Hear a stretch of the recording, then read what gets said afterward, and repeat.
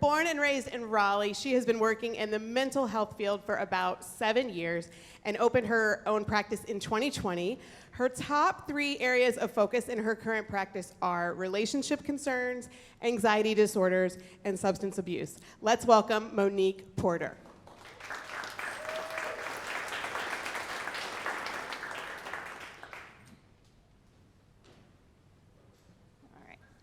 So I'm Monique, and I'm going to talk to you a little bit about reframing failure as it relates to addiction recovery. So not only am I a mental health therapist, I'm also an addiction specialist. So part of what I really like doing is helping people recover after a relapse and kind of rebounding from that situation. So I'm going to start with a little story. So this guy, after being sober for about 8 years from all drugs and alcohol, he gets into a motorcycle accident. So he's prescribed opiates for that, and at the same time, his father is also terminally ill. He's helping take care of his father. He doesn't bring his Percocet with him at the time. His wife is administering it for him, and he thinks, I don't really need it, I'll be okay. Well, at the time, his father also has some Percocet, and so he's there, he's hurting physically and emotionally, and decides, maybe I'm gonna take a couple. Kind of justifies it to himself, I have this prescription. He does take more than he's supposed to, but he thinks it's gonna be okay. His father is also was an addict, so while he's in the hospital, he's got people from AA visiting him. The guilt's really starting to set in. He thinks, is this a relapse? Is 8 years just gone? What do I do? His wife, who was pregnant at the time with their first child, shows up at the hospital and surprises him to be supportive. And he's starting to feel really guilty. On the way home, he tells her, he says, this thing happened. I don't really know what to do. She says, it's gonna be okay. You're going through a lot. Tell some people in AA and just keep moving forward. So he does. But he's kind of selective about who he chooses to tell. People that he thinks aren't going to make a huge deal out of it, people that are going to kind of co-sign, you're going through a lot. So things are okay for a couple of years. Then he gets into another accident. There are more opiates prescribed. This time it does escalate. So flash forward, now we're 16 years from when he originally got sober. People are really applauding him for being sober. He's been thrown this 16th sobriety birthday. He's high at the time, he's on opiates, most people don't know, he's feeling really, really guilty. He's starting to realize how much he's lying, he's keeping secrets, he needs more to feel the same effects, he's feeling lonely and he's scared of what's gonna happen when I don't have any more. Well, one of his friends at the time is helping administer it, and she realizes, she counts the pills, there's some missing. You guys recognize this guy? Anybody, maybe? So this is actually Dax Shepard's story. He's an actor, you might recognize his wife a little more, Kristen Bell. This is his story. So he came out a couple years ago on his podcast, and he got really open and honest about, he's been this big public face of sobriety, and really he's actually been struggling a lot these last 16 years. He's been sober, right? A quote I really appreciated that I thought really fit in with this theme of failure, he said, there's a couple of common fallacies about sobriety. One being that people hit a bottom, and then that's that. Most addicts have many bottoms. And he also has been quoted saying, I had many attempts before I got going. So he didn't just decide to get sober and had 8 years, right? That's typically not how it works. So he had several attempts, and then finally, after some struggles, he got on the right path, and he was sober for 8 years before all this happened. But we know addiction is a chronic disease, so we do expect people are going to relapse, and that's part of the process. That's really how we get better, as we learn from those mistakes.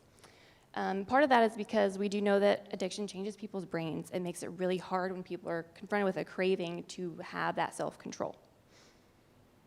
So it's just some stats. We do expect in recovery that failure is the rule and not really the exception. So about 85% of people after that first attempt at treatment are going to relapse in that first year. About 2/3 of people relapse within weeks. So either they leave treatment early or they come home and they go right back to what they were doing. Again, this is that first attempt at treatment.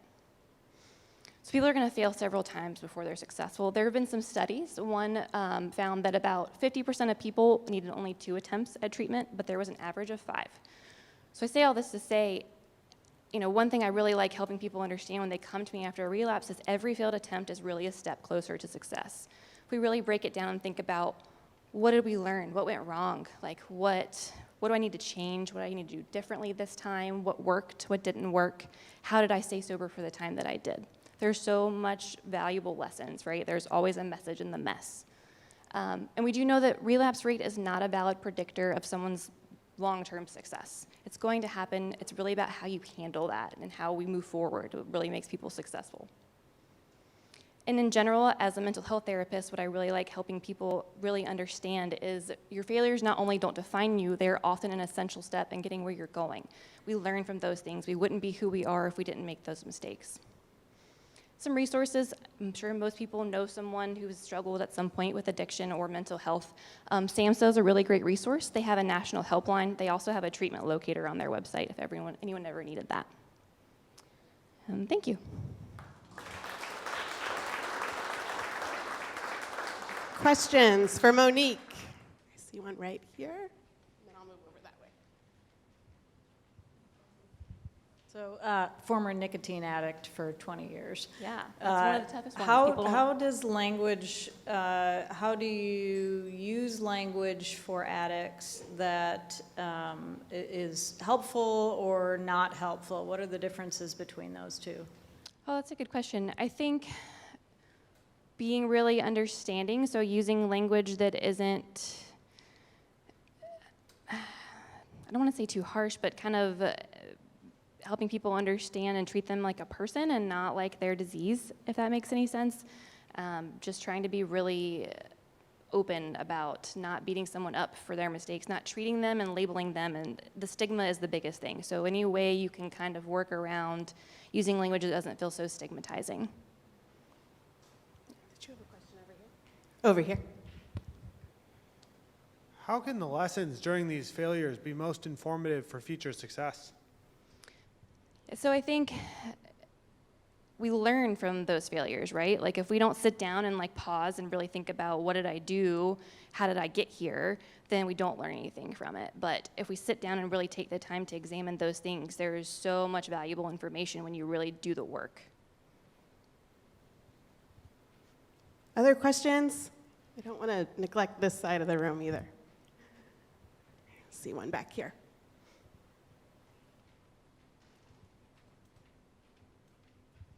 After each failure, how to get motivated to try a new one? I'm sorry, can you repeat that? How to get the motivation to do next failure or next attempt? How do we motivate people? Is that the question?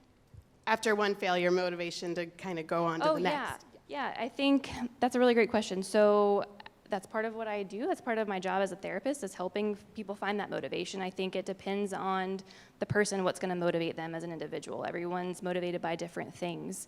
But I think with addiction especially, there's so much at stake. Like your life is at stake, right? And I think that's really what motivates people a lot of the time, is they know, again, that bottom can get lower and they don't want to go there. It's scary. So knowing that their life is on the line is often a very big motivator, losing everything they find valuable and care about. One more question? Right here, convenient for me.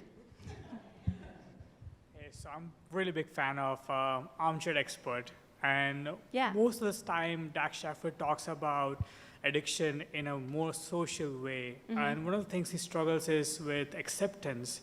And I'm just like not sure what your thought about an acceptance as a society is.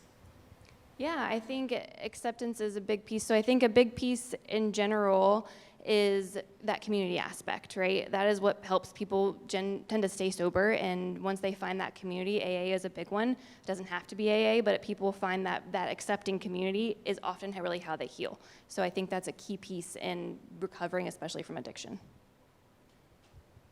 Anyone else have a question for Monique? Right here. So if I heard correctly, you hung out your own shingle in 2020. That's correct. So you've been doing therapy over Zoom, I'm guessing, and I'm wondering how that differs from in person. Yeah, great question. So I do a little bit of both. When 2020, it was all virtual, which was a great place for me to start on the side from my other job. But I do in person too. I think therapy is such a human connection thing that being in the shared space with someone makes it really much more special. But there is a way to achieve that over the computer. I think it just takes a little longer to build that connection sometimes, where it kind of can move a little faster, I think, when you're in person. Any other questions? One more, maybe? Go back here.